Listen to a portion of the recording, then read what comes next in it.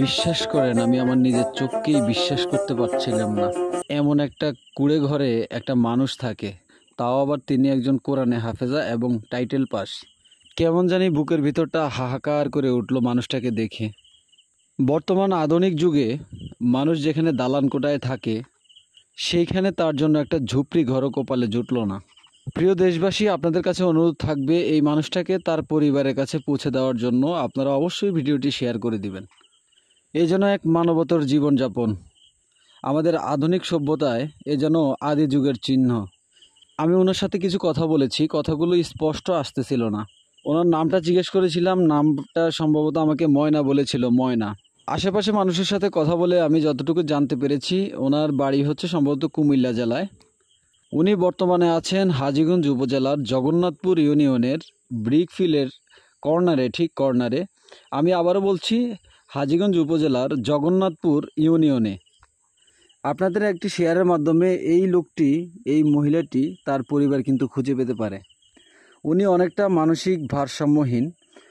তবে একটা জিনিস আপনাদেরকে বলি, ওনার যে ঘর, এটা কোনো মতেই ঘর না। এরকম ঘরে আমাদের মুরগিগুলোও থাকার মতো জায়গা নেই। সেই ঘরের মধ্যেই বসবাস, সেখানেই ওনার বাথরুমের ব্যবস্থা এবং সেখানেই তার খাওয়া দাওয়ার ব্যবস্থা। প্রিয় দেশবাসী, যদি সম্ভব হয় আপনারা তার আত্মীয় স্বজন বা তার পরিবারের কাছে তাকে ফিরিয়ে দিতে সাহায্য করবেন, নয়তোবা তাকে যেখানে আছে সেখানে একটা বাসস্থানের ব্যবস্থা করে দিবেন।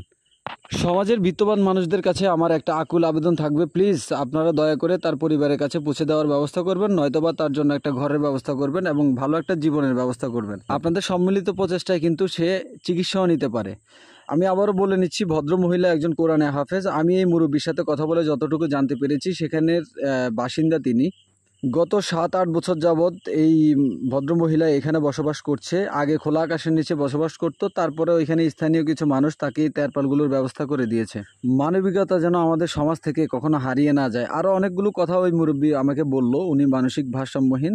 তারপর আমি আমার সাধ্যমতো ওনাকে কিছু খাবার কিনে দিয়েছি, যেটা আমি আমার ভিডিওতে একদমই প্রকাশ করিনি, এটা আমি প্রকাশ করতে চাইওনি। ওইখানের স্থানীয় এলাকাবাসীর কাছে আমি আবেদন করে এসেছি, যদি ওনার কোনো আত্মীয় স্বজনের খবর পায় তাহলে যেন আমাদেরকে খবর দেওয়া হয়। আমি আশা করব আমার এই ভিডিওর মাধ্যমে ময়না নামের এই ভদ্র মহিলার আত্মীয় স্বজন সামনে যদি এই ভিডিওটা অবশ্যই পড়ে, আপনারা আসবেন, ওনাকে নিয়ে যাবেন, ওনাকে চিকিৎসা করাবেন, ওনাকে একটা পুনর্বাসনের ব্যবস্থা করে দিবেন। আমি খবরটা শোনার পরে আমি দৌড়ে গেলাম ওনার কাছে। আমি আমার সাধ্যমতো চেষ্টা করেছি, বাকিটা কিন্তু আপনাদের হাতে। কারণ আপনারা অনেক সচেতন, আপনাদের হাতে সোশ্যাল মিডিয়ার পাওয়ারটা আছে, সেটা ব্যবহার করে আপনারা চাইলে এই মানুষটিকে সাহায্য করতে পারেন। আমি এই ভদ্র মহিলার করুণ পরিস্থিতি দেখার পরে আমি আস্তে আস্তে শুধু একটা কথাই চিন্তা করতেছিলাম যে আহারে, পাশেই কিন্তু ইট তৈরি হচ্ছে, পাশেই মানুষের বিল্ডিং আছে, অথচ এই মানুষটা এখানে মানবেতর জীবনযাপন করছে। অনেকেই মুখে অনেক কথা বলেছে ওনার জন্য, এই করবে সে করবে, আসলে কেউ কিছু করেনি এখন পর্যন্ত। আমি জানি না এই ভদ্র মহিলা কার মা, কার আত্মীয় স্বজন, কার পরিবারের একটা অংশ। মানবতার হাত বাড়িয়ে এভাবেই আমরা মানুষের পাশে যেন দাঁড়াতে পারি, সেই শপথ নিয়ে আমাদের সমাজে লুকিয়ে থাকা, আশেপাশে থাকা, ছড়িয়ে ছিটিয়ে থাকা এই রকমের ছিন্নমূল মানুষগুলোর পাশে আমরা সবসময় দাঁড়ানোর চেষ্টা করব। আমি অন্তত ব্যক্তিগতভাবে শপথ নিয়েছি যে আমি সোশ্যাল মিডিয়া থেকে যদি ইনকাম করি, সেই ইনকামের টাকা দিয়ে হলো এই ধরনের মানুষগুলোকে আমি সবসময় সহযোগিতা করে যাব ইনশাআল্লাহ। এই ভিডিওটা দেখার পরে যদি আপনার বিবেকে নাড়া না দেয়, তাহলে বুঝে নেবেন আপনার ভিতর মনুষ্যত্ব জিনিসটা নেই।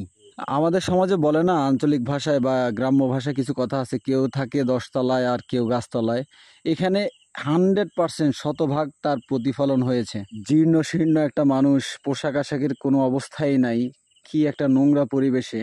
এভাবে কোনো মানুষ থাকতে পারে বলে আমার মনে হয় না। যাই হোক, প্রিয় দেশবাসী, আপনাদের কাছে একটাই অনুরোধ, তার পরিবারের কাছে তাকে পৌঁছে দেবেন অথবা তাকে সাহায্য করবেন।